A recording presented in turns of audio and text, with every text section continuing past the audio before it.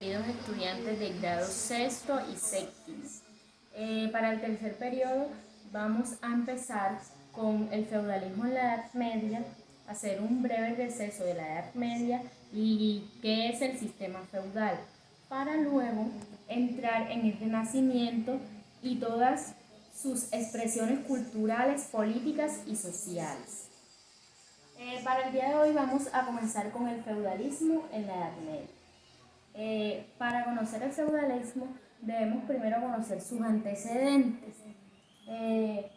Para conocer más a fondo lo que fue y supuso el feudalismo en la Edad Media deberíamos remontarnos un poco en el tiempo, realmente hasta la caída del Imperio Romano, un imperio que cayó como consecuencia de su propio tamaño, ante la imposibilidad del emperador de poder controlar todas sus provincias, sumado a las constantes incursiones bárbaras provocadas que el imperio se viera obligado a contratar a caballeros y nobles para defender las fronteras.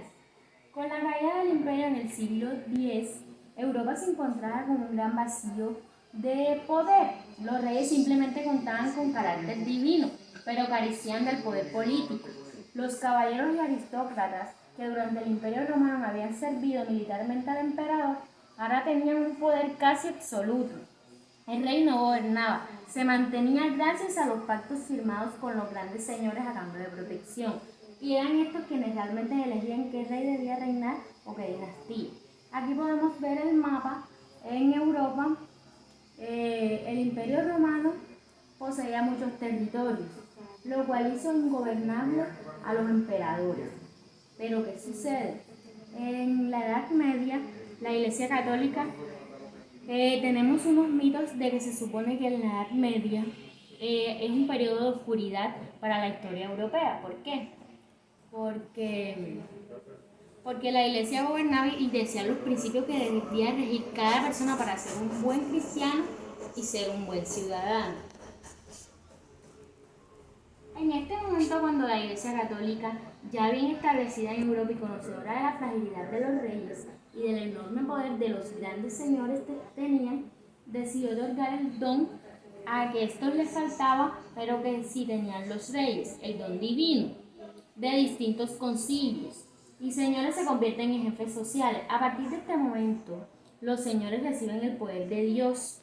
O sea, quien tenía el poder de Dios era quien tenía el poder para gobernar las naciones europeas. En este caso, con la caída del Imperio Romano, empezaban a aparecer en Italia, en distintas partes de Europa.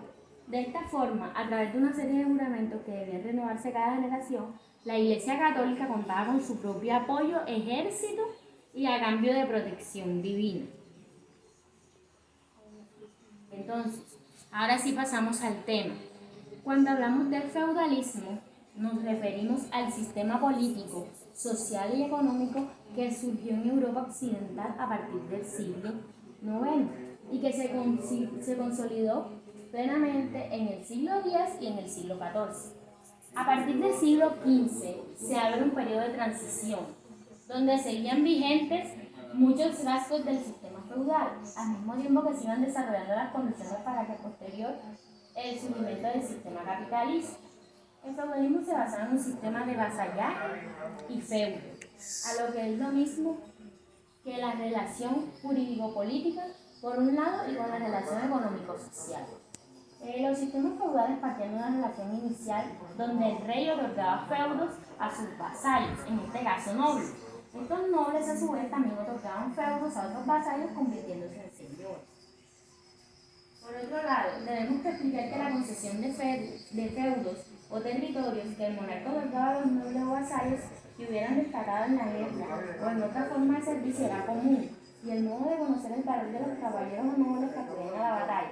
Esta donación no obedecía solamente a la generosidad de los soberanos, sino que constituía una manera de asegurar la defensa y la unión del reino. Su entrega se suscribía durante la realización de un acto de gran solemnidad que se dividía en 3 etapas: homenaje, juramento de fidelidad e investidura. ¿Qué sucede aquí? Esto era una relación entre el señor feudal y los vasallos. ¿Quiénes eran los señores feudales? Los señores feudales eran los dueños de las tierras y los vasallos eran aquellas personas que por medio de un rito se le entregaba una parcela de tierra o una tierra en específico y ellos la cultivaban y ellos servían a sus señores feudales. ¿Cómo era este servicio? Ellos debían velar siempre por la protección del señor feudal y cuando tomaban el juramento eran pactados ya ser más allá de un familiar o una persona, de una relación económica y política. Entonces, los vasallos. Se trataba de una especie de contrato que el señor proporcionaba protección y manutención al vasallo a cambio de su ayuda y consejo.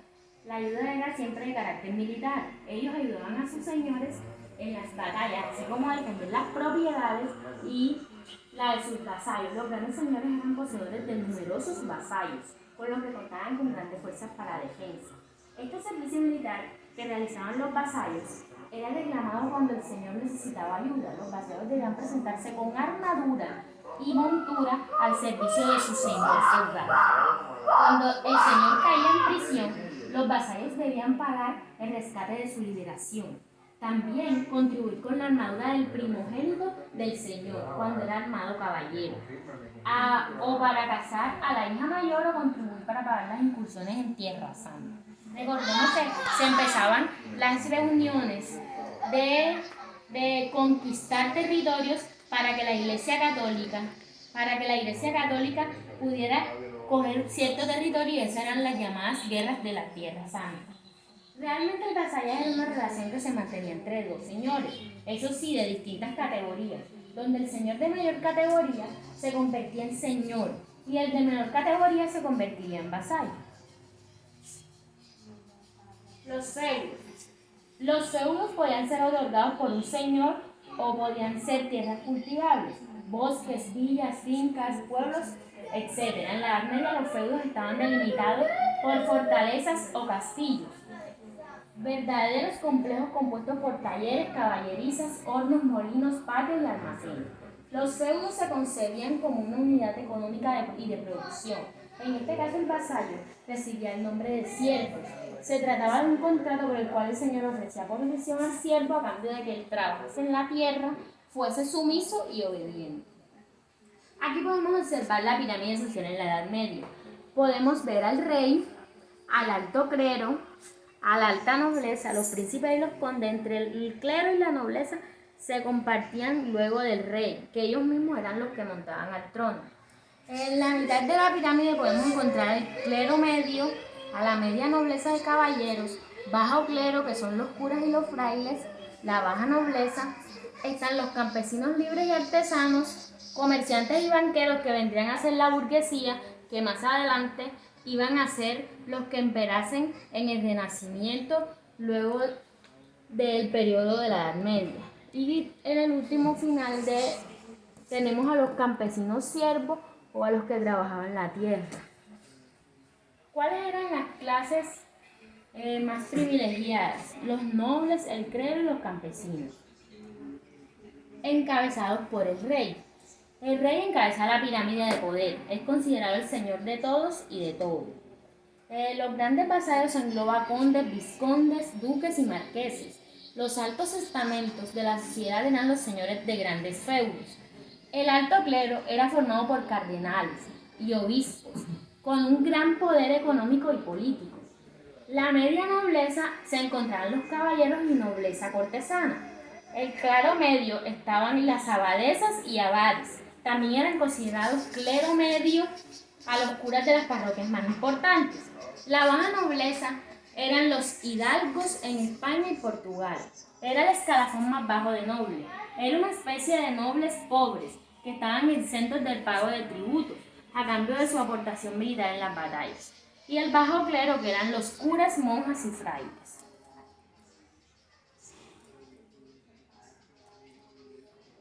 Las clases desfavorecidas, ¿cuáles eran?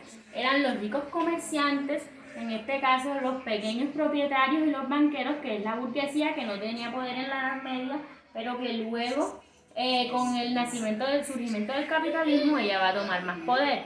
Los modestos, que eran los artesanos y labradores con tierra, los pobres, que eran los campesinos, jornaleros y trabajadores para la ciudad. La época dorada del feudalismo. El feudalismo acabó llegando a su madurez en el siglo XI y alcanzó todo su esplendor durante el siglo XII y el siglo XIII. Su evolución comenzó en pleno corazón de Francia, impulsado por los nobles que mandaban en las zonas bañadas por el río Loira y extendiéndose rápidamente hacia lugares más allá del río Rin, pasando por el denominado Ducado de Normandía, alcanzando el Borgoña. En sus años maturados, las instituciones feudales se establecieron en zonas soberanistas como Inglaterra, Italia, Sicilia y en el Imperio Sacro. El Imperio Bizantino también llegó a adoptar el sistema feudal, puntualmente tras la Cuarta Cruzada en 1202 y 1204, durante la reconquista de la Tierra Santa. En España, el feudalismo no dejó su huella hasta la mitad del siglo XII, llegando a conquistar el país desde los reinos cristianos hispánicos hasta el Califato de Córdoba. Durante esta época, el poder de los reyes, del clero y de los nobles era prácticamente absoluto. Conclusiones. En resumen, el feudalismo comenzó a disolverse a mediados del siglo XIV, no solo en aspectos económicos, sino también en sus raíces sociales y políticas. Así ha acabado con una historia que entrelaza rasgos sombríos de servidumbre y el vasallaje con las élites nobles y monárquicas. El capitalismo comenzaba su andadura en el mundo contemporáneo, un sistema económico que tiene vertientes políticas y sociales y donde el capital predomina sobre el trabajo. Terminaba con el feudalismo, una de las épocas más oscuras de la historia de la humanidad. Menos en lo que se refiere al mundo occidental. Aún así, algunos de los preceptos del feudalismo siguió dando sus últimos coletazos durante mucho tiempo. Aquí está la biografía. Muchas gracias. Bueno, muchas gracias. Esta es la clase de hoy.